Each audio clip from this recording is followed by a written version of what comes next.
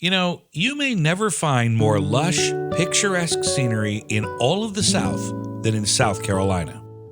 It's known for its warm temperatures, its white sandy beaches, and of course, world-class golf. And while the history of this place will always be tied to the Civil War, there's another aspect of its past that goes largely overlooked by visitors.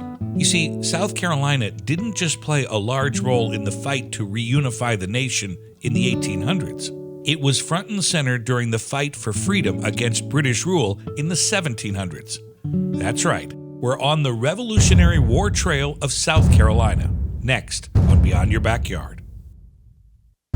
Beyond Your Backyard is being brought to you in part by the following.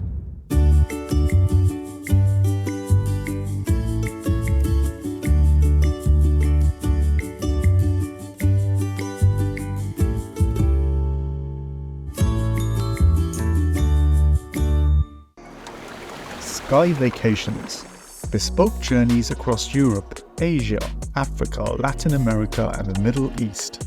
Sky Vacations, your gateway to global destinations. Let us get you there.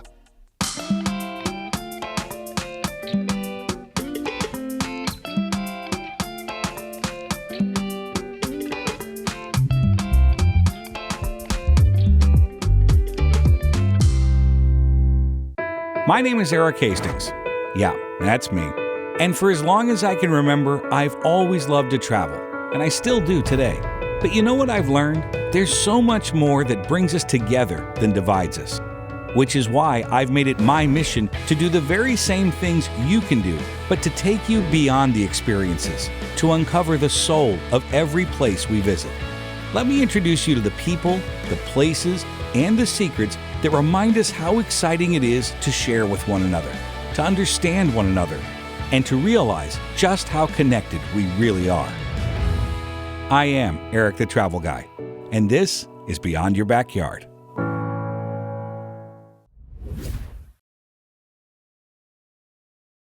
Thank you for watching and welcome back. You know, as the crew and I set out on our pursuit to learn and see more of these iconic locations, a number of themes emerged, and one of which was this. You know, the American Revolution was fought in the pursuit of freedom from tyranny. But there's so much more to this story. It wasn't just England versus the colonies, red coats versus blue coats. We're talking neighbor versus neighbor, loyalists versus patriots.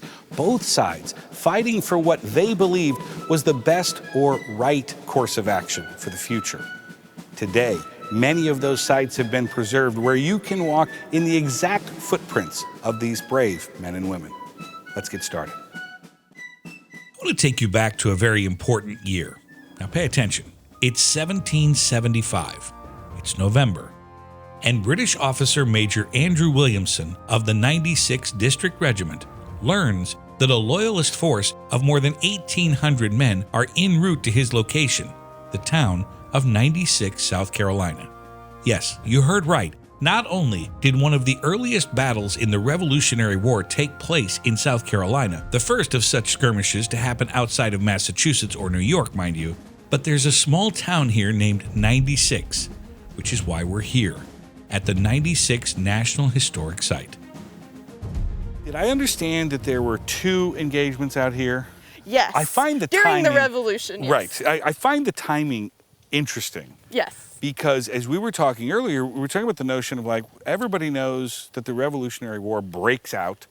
Oftentimes we forget that South Carolina was a part of that. Yes. Because a lot of those battles were fought up north. Yeah, you kind of get the feeling that it just never goes south of Yorktown. Right. But yeah, no, there were tons and tons of battles in South Carolina alone. Yeah.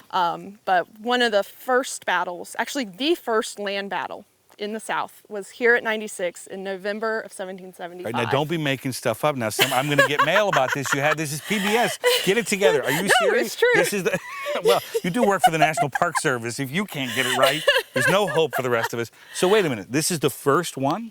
In the South. Really? In the land, on land. On yes, land. On land. So if somebody's saying, you know what, we're going to do a South Carolina Revolutionary War Trail vacation. Yes. And we want to start at the beginning. Would this be a good place to start for land? For the South, yes. All right. Definitely. See, you heard it here. Yep, and then you can come back here on your way wrapping out. up. Right, because then that's the second engagement, Yes, right? So 1781, May, June 1781. Okay, so win, lose, what? It's not completely clear. People argue the first battle during 1775 was between two militia groups, loyalists and patriots, and after 3 days of battle, they basically said, okay, we're good, go home. We're all good. Yeah. Really? Losses? There were calculate? 1 death on each side. Got it, okay.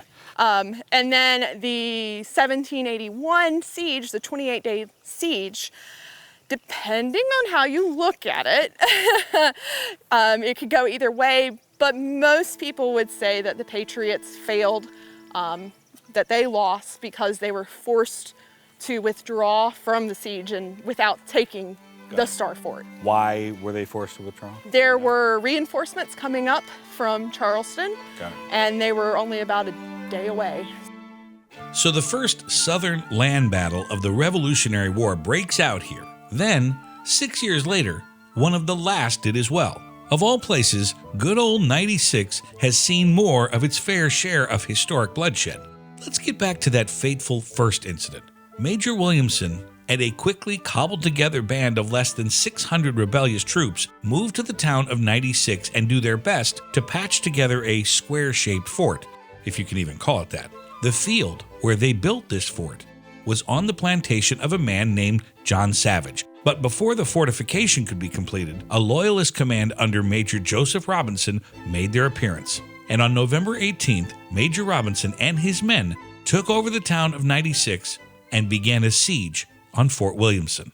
All right, so what are they going to see when they're here? They start at the visitor center, Start then what at the happens? visitor center, see the video, see the museum, come out, hit the trail. They'll come to the observation deck where they can look out over the battlefield, the 1781 battle siege field. I think that is so cool. That is just, to me, that is just one of those things where it's like, look, you want to walk in the footprints of where these people were walking? This is it. Right, so then you can follow the siege trenches that the Patriots dug, come up to a cannon that represents what the Patriots would have had. Right. The rifle tower, or the Mayhem Tower, as it's also known, that the Patriots built to shoot into the Star Fort. Got it. Come around, you can actually go into the earthen Star Fort, 8-pointed Star Fort. And then when you come out, you'll go through where the original town was, and then eventually end up at the Stockade Fort, which was the fort where the 1775 battle was, and also where part of the 1781 siege was. Got it. As you make your way through the Revolutionary War trail of South Carolina today, it may be difficult to imagine a war ever having taken place here. But there is a bitter reminder of one of the bloodiest battles of the War for Independence in this beautiful place. It's the historic Camden Revolutionary War site. Charles, good to meet you, my friend. Nice to meet you. I didn't get the sport coat memo, but I think I got a much better deal on the wardrobe, by the way. Especially in South Carolina in the summertime. You know what? It's so funny you say that because even on this trip, I think people are always pleasantly surprised. Yes, it gets a little unpleasant from time to time, but for the most part, here we are. It's gorgeous out here. It is gorgeous. Now, we need to talk about the year. Can we back up just a little bit? The American Revolution starts what year? Well, in this area, it starts in 1775, the fighting and killing part. Got it. The attitudes of having problems with the mother country and maybe even wanting separation start about 5 or 6 years before that. Got it. Mainly in the Boston area, there were hotheads, but we had our own in the South. We know how to do this. Now, from what I understand, there were a lot of skirmishes here. A lot more than people think, right? Is there a number you use? Yeah, we have documented about 400 battles, skirmishes, and murders that are connected with the American Revolution. And that's just the ones we know about. Right. And so there are people who look at this kind of thing. New Jersey probably has a few more because there were so many British troops in the New York area and they would go to New Jersey for food. But in South Carolina, we had about 400. That's incredible. And this is later in the war, right? The Southern campaigns really start. Why is that a little bit later? Well, it's really not much later because the British sail into Charleston Harbor in June of 1776. Got it. They may have been lost, we're not too sure, Right. but they start fighting, but they run a couple of their warships aground, and when you run an 18th century warship aground, you can't turn it, and that's how you aim the cannons. And so we had a little fort, unfinished, on Sullivan's Island, built of palmetto logs and sand. And when you shoot a bullet into that, it's just more sand. It just stops it. It just stops it. And so the British were stopped cold in June of 1776 before the Declaration was signed. Really? All over the South, there were battles where the Whigs, the rebels, took control of the South before the Declaration of Independence. So July the 4th, 1776 didn't start the war. That's an important political date. Right. Because again, a lot would say that what went on in South Carolina really changed the course. And that's a big claim to make. How do you support that? How do you help me out with that a little bit? Well, what happened after we defeated the British and Georgia and North Carolina and Virginia all threw their royal governors out is the South was pretty much left alone for about 2.5 years. The main fighting was in New England and in the central states around New York and New Jersey and into Pennsylvania, but the British didn't do really well there. And so the British wanted a different strategy, so they focused their attention back on the South. They quickly, in Christmas of 1778, took Georgia, and then they turned their eyes on taking South Carolina. Yeah. So 1779, 1780, the war was in full flame in the South. Got it. What's right behind us? What are we looking at here? Okay. This is a pretty cool structure. Right behind us is Joseph Kershaw's house. Okay. Some people call this the Cornwallis house, but Cornwallis was the British commander who stole the house for about a year. Got it. And so I don't think I would honor Lord Cornwallis with calling that the Cornwallis house. Joseph Kershaw was an early settler from England who came here. He was staked in the mercantile business. He did very well here. He established important things like brick making, lumber mills, and even mostly important, a brew house. Well, I mean, yeah, come on. He had yeah, that going. Gotta have that. And so this whole area was greatly influenced politically by Kershaw. He was a local American militia leader, and he was a primary businessman here. And so this mansion house was his statement, his symbol that he had arrived and that he was the big dog in this neck of the woods. Got it. Now, this is not an original because this house was burned down in the Civil War, right? Yeah, interestingly, the British did use it as their headquarters while they were lounging around here for 11 months in Camden. They had this major base here, it was fortified, and the commander used this as his house. The commander here was usually Lord Francis Rawdon. Got it. And so the house survived the American Revolution. It was being used as a storehouse during the American Civil War. 80 years later, it was burned when the Yankees came through here. And so this is a reproduction that was built in 1970 or so. Got it. And visitors can come and take a tour of it, right? Absolutely. We call this area historic Camden. This is the site of the British base.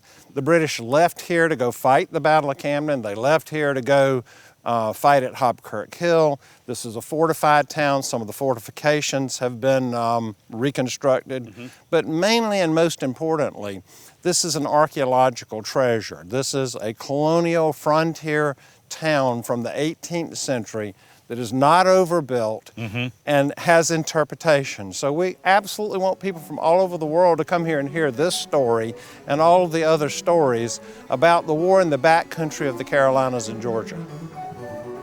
You too can visit this site, step into history, and walk in the footprints of Revolutionary War heroes and villains. What you'll see when you're here is a painstaking recreation. It paints a perfect picture of Southern colonial life in the late 18th century. Your stay in Camden will have you wined, dined, and afloat? Yes, here I'm enjoying a meal with friends at the Mill Pond Steakhouse in Camden. There is no exaggeration when I say book your reservation now. It is worth every bite. And if you'd like to catch a view of the natural splendor all around you, you can't go wrong with a boat tour from Swift Creek. Once you're on the water, be sure to keep your arms and legs inside the watercraft. When you're on these waters, you can't help but get in the Southern frame of mind. Here, things move at their own pace. I'm not saying it's slow in the South, but, well, it is languid. Like this creek, when you're visiting, you'll find your heart pace even a little bit. Your thoughts get less frantic, and your appreciation for the good things in life, like a kind smile, a firm handshake, or some delicious barbecue, somehow all of these things mean more. They last longer and leave an unmistakable impression. Another stop on our adventure is the Casey Historic Museum. It's housed in the replica of a building used to store munitions by the British Army during the Revolutionary War. It's one of the only places that celebrates a name more Americans and lovers of freedom should know, General Nathanael Greene. But not all heroes are in the history books. Some come in the form of my friend Andrew Thomas, who chose to wear authentic dress for this interview, during the summer no less. How do you describe carrying around all this gear in wool, if I recall? Yeah, so that must have been very tough. I mean, especially if you're in the summertime and you've got all of this extra poundage that you're carrying around. Right. And also you've got to think about like the mosquitoes and the gnats, and so it was probably very uncomfortable. Very uncomfortable. But I will point out now, and this general does not get the credit that he should. Nathanael Greene, who came down here and served in South Carolina, did a magnificent job with the resources that he had. And I think that he gets forgotten, but he was a very important general in keeping the South together and moving things towards that final conflict at Yorktown. So, but Greene comes down here. What's the first thing he's going to do? He's going to ask his militia. He's going to ask the locals, right? Because again, we forget what this would have looked like and felt like then is a lot different than today. Well, the thing about Greene is he is part of the regular army. He is going to have generals that employ militia troops with him, but he is the commander of the regular forces that are down here. Got it. And so he's got some generals under him, and especially in South Carolina, where we've got two of the most famous guerrilla generals, Francis Marion and then Thomas Sumter, who are going to employ a lot of militia troops to be able to carry out their campaigns. What do you think his biggest contribution is to the war? If you don't mind me asking, I know it's your opinion, but Greene's. He probably just that he stuck with it, that he was, and he realized that if he were to be caught by Cornwallis and pinned down to a battle, kind of like George Washington, that he might lose that battle. So he was going to have to pick his spots strategically. He was going to have to, engage the enemy, and also lead the enemy away from certain places, or like when he went up into North Carolina and was chased by Cornwallis and whatnot. Picking your battles. Wow. It cannot be overstated that this was the chief strategic blueprint for the Patriots, which brings us to Cowpens, because a trip to a Southern American war site wouldn't be complete without setting foot on an actual battlefield. This is Cowpens. It's where one of the most important battles of the Revolutionary War was fought and won. Our friend Ginny, the Cowpens park ranger, was more than happy to regale us with this tale of glory. Where are we specifically in the state? Help us out just a little bit with our geography lesson Cowpens here. National Battlefield is about 3 miles south of the North Carolina line. Oh, and it's relatively speaking almost right off the interstate. It is. We're about 8 miles or 10 miles from Gaffney off of I-85. What happened here? Can we help set the stage for me? It was a small Revolutionary War, but it was very important because the Americans won here in less than an hour, and it gave the men the moral support they needed to go on and win at Yorktown just 9 months later. Cowpens is known as the prelude to Yorktown. Really? It really is. Why? Because when Daniel Morgan, the Americans had been losing badly in the South for a while. They had won at Kings Mountain just 3 months prior to this, but that was Patriots against Loyalists. But when the Americans won here at the Battle of Cowpens, that was the first time that they had won against the actual British Army in the South. And so that gave them the knowledge that they could actually win. Well, it was just sort of turned. That's really interesting. Because didn't I read, was it Jefferson that talked about Kings Mountain that said this is a very, this is a big deal, which it was.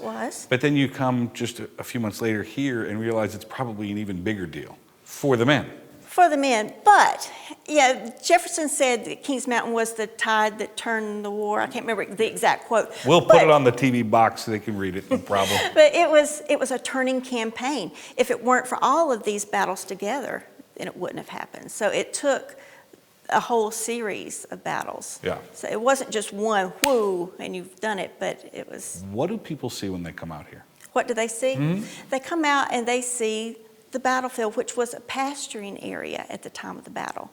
This was called the Cowpens because it literally was a pasturing area. There were places like this all over the upcountry of South Carolina. This one was especially well known. And so Daniel Morgan knew if he said, meet me at the Cowpens, then his men would, or the reinforcements would come from all over because they knew where the Cowpens was. Now, it's my job to ask intelligent questions and dumb ones at the same time. Were there actual cows? Did they move the cows? Did the cows know what to do? At the time of the Battle of Cowpens, there were no cattle. Okay, I'm just asking. Mm-hmm. Somebody's going to ask. They're going to be like, I don't know. Where were the cows? When you and yours show up to Cowpens, you may be struck by how peaceful it feels here. You'll discover your voice almost instantly lowers, bordering on hushed tones. Why do we do this at sites like Cowpens? Is it to move in reverence for the souls lost in this field? Is it in the hopes of not disturbing any lost spirits who may be wandering these grounds? Or is it because we're listening? Maybe we want the past to speak to us. Maybe we're afraid if we bring the loud and modern modes of life into these hallowed places, we may be too boisterous to hear the whispers from a different time. Cowpens was a turning point in the war against the British. The lives lost here proved to many that winning the war against the Crown of England was not an impossible dream. Hope was born here that fateful day. Hope that would soon turn into a nation founded in freedom. From the battlefield that featured a turning point in the war, we turn to a battlefield where a decisive win for the rebellion took place. This is the Eutaw Springs battlefield. Historians like my friend here in Colonial Blue tell us that this is the battle that broke the will of British General Cornwallis. The defeat the British suffered here made it clear to them that the South, especially the Carolinas, were not going to be a pushover. This meant they couldn't win in the Northeast and they couldn't win in the South. After this battle, the defeat of the King's military was an inevitability. To me, it doesn't really matter how you approach getting on this trail. What is important is this. The Revolutionary War Trail of South Carolina is all about authentic places where the action actually took place by people fighting for purpose. That being said, I hope you join us for part 2. I'm Erik the Travel Guy. Thank you for exploring beyond your backyard.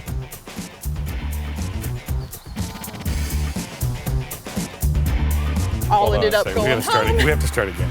Now, I can't believe I'm actually going to say this out loud. I want you all to pay attention. This is probably the first person in the history of this television program that's actually walking too slow. So you could pick it up. Okay. This woman left me in the dust back there, but here she's like, we're going any slower, we'll be going backwards. All right, pick it up already. Okay. I'm like, because I want to upstage you. I feel bad. Get over here.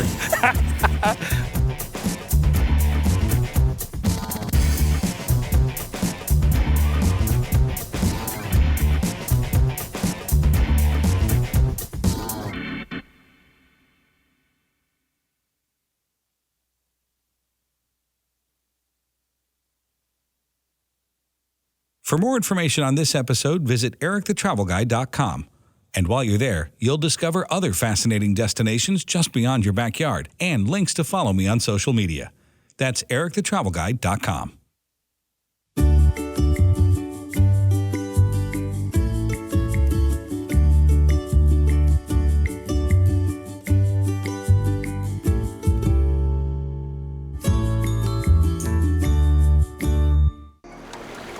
Sky Vacations.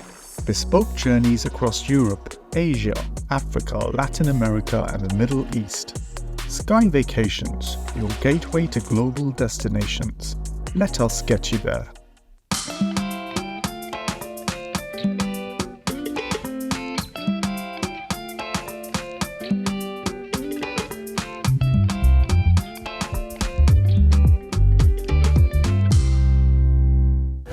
the Travel Guy. You know, I've been exploring the world professionally for more than a decade, and you know what I've learned? Is that fantastic experiences await you in every corner of the globe, but you don't always have to travel that far to uncover them. So join me each week as we go on and off the beaten path, learn something new, and sample delicious culinary. We're exploring beyond your backyard.